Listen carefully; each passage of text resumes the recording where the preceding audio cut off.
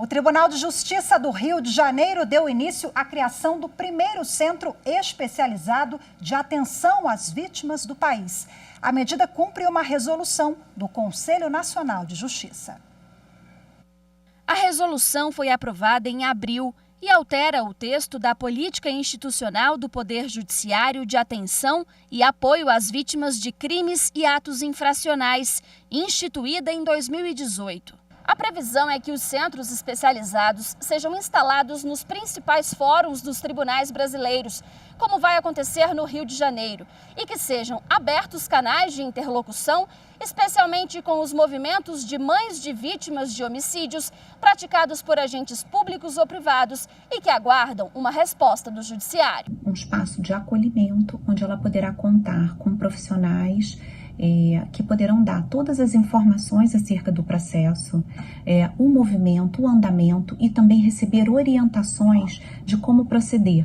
Além disso, ela poderá ser encaminhada para a rede de assistência, para a rede de saúde, para que a sua demanda seja ouvida e acolhida por toda a rede de enfrentamento à violência. O novo texto foi elaborado após a troca de informações entre o CNJ, entidades da sociedade civil e lideranças voltadas à proteção dos direitos fundamentais de populações vulneráveis.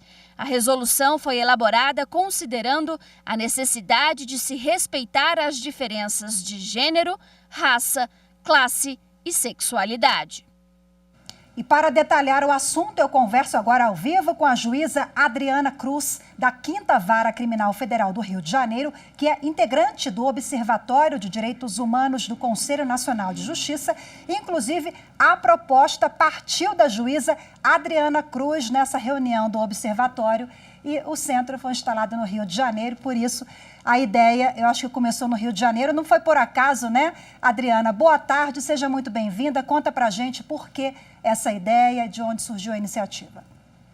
Bom, boa tarde a todos e todas, muito obrigada pela escuta, essa iniciativa é muito relevante para a melhoria dos serviços judiciários, né? A instalação dos centros ela está inserida num contexto mais amplo da política nacional de atenção do Poder Judiciário a vítimas de crimes e atos infracionais, e aqui a gente considera vítimas não só a pessoa diretamente envolvida e alvo de uma conduta criminosa, mas também todos os seus familiares em linha reta, dependentes.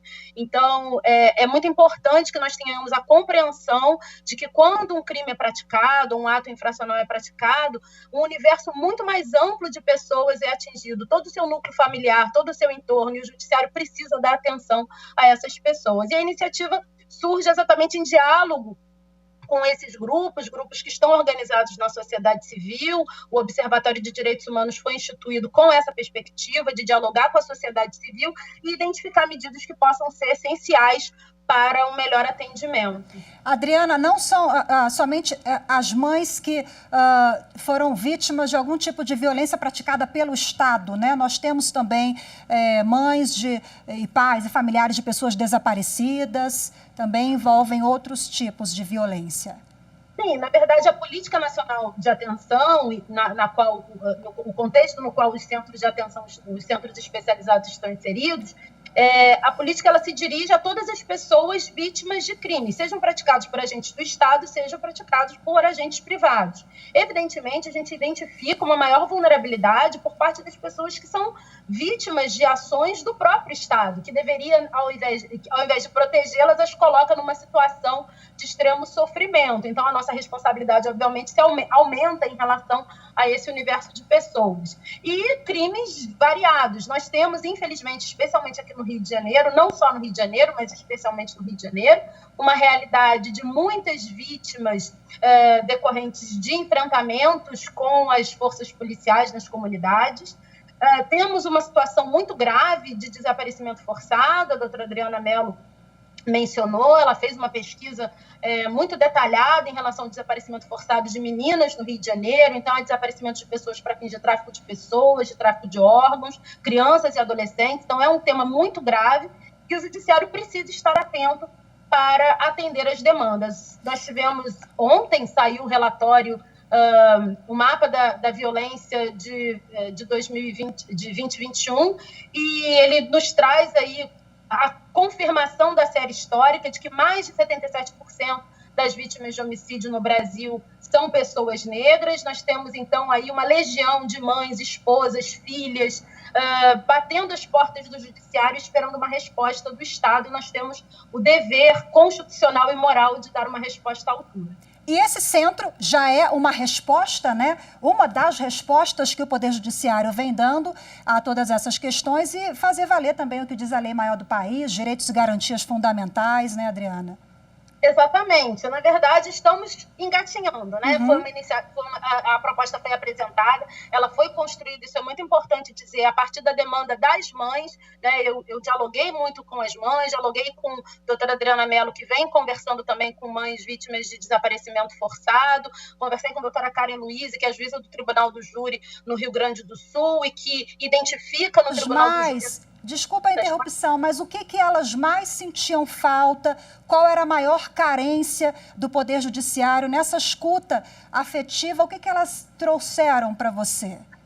De tudo, né? De um bom atendimento, de uma rede que esteja adequada e preparada para atendê-las, as dificuldades, por exemplo, no acompanhamento dos processos, seja para acessar informações ou mesmo no dia das audiências, e muitas vezes elas são obrigadas a estar lado a lado com os algozes dos seus filhos, então, situações que geram, obviamente, inseguranças evidentes. Então, há uma série de demandas e, óbvio, nem todas o Poder Judiciário pode dar conta e atender, mas há muito o que nós podemos fazer. A doutora Karen Luiz, por exemplo, reporta que muitas vezes, no plenário do Tribunal do Júri, muitas mães reportam que é a primeira vez em que elas estão sendo chamadas a falar sobre os seus filhos. Isso é muito grave. Quer dizer, durante todo o processo, elas não foram ouvidas e foi ali no desfecho final, né?